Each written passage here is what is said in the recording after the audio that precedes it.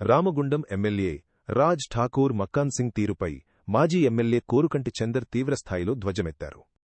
గోదావరిఖనిలో ఆయన మాట్లాడుతూ, అధికారం ఉందనే అహంతో ఎమ్మెల్యే అర్ధరాత్రి దొంగల మాదిరిగా కూల్చివేతలు చేపడుతున్నారని విమర్శించారు. బాధితులకు కనీసం నోటీసులు ఇవ్వకుండా నష్టపరిహారం చెల్లించకుండా ఇబ్బందులకు గురిచేయడం సరికాదన్నారు. కూల్చివేతలతో నష్టపోయిన వ్యాపారులకు సింగరేణి నిర్మిస్తున్న షాపింగ్ కాంప్లెక్స్ గదులను ఉచితంగా కేటాయించాలని చందర్ డిమాండ్ చేశారు. అధికారులు, ప్రజాప్రతినిధులు వ్యాపారుల పట్ల మానవత్వంతో వ్యవహరించాలని కోరారు.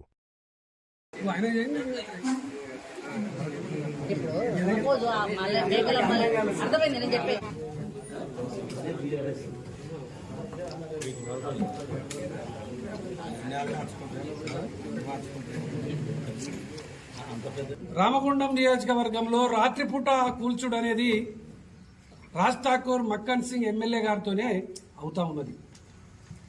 ఇక్కడ సింగరేణి స్థలం అసలు కూల్చేది ఎవరు? అసలు వాళ్లకు నోటీసులు ఇచ్చిండ్రా? అసలు పిలిచి మాట్లాడిండ్రా? ఏదీ లేదు.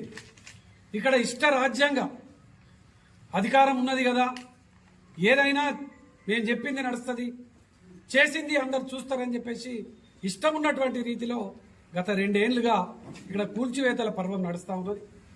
దీన్ని మేము తీవ్రంగా ఖండిస్తూ అనేక సందర్భాలలో డిమాండ్ చేసినా ఇప్పటి వరకు దాని మీద మాత్రం సమాధానం చెప్తలేరు వీళ్ళు.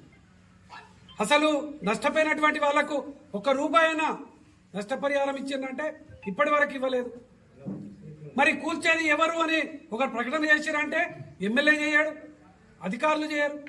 దొంగతనంగా ఈ కూల్చున్నటువంటి వాటి మీద బీఆర్ఎస్ పార్టీ ఇలా తీవ్రంగా దాని మీద వ్యతిరేకిస్తూ ఇలా నిర్వాసితులకు, ఏదైతే బాధితులకు అండగా నిలుస్తా ఉన్నది. వాళ్లకు నష్టపరిహారం తప్పకుండా చెల్లించాలి. ఇలా సింగరేణి స్థలంలో కడుతున్నటువంటి కట్టడాలకు సంబంధించి చిరు వ్యాపారస్తులకు పూర్తిగా ఉచితంగా వాళ్లకు ఇచ్చేయాలని చెప్పేసి ఇలా బీఆర్ఎస్ పార్టీ డిమాండ్ చేస్తా ఉన్నది. తప్పకుండా దీని మీద సింగరేణి యాజమాన్యం తగిన నిర్ణయం తీసుకపోతే తప్పకుండా సింగరేణి యాజమాన్యం మీద తీవ్రమైనటువంటి ఆందోళన కార్యక్రమాలకు బీఆర్ఎస్ పార్టీ తీసుకోబోతుందని కూడా ఈ సందర్భంగా తెలియజేస్తాం.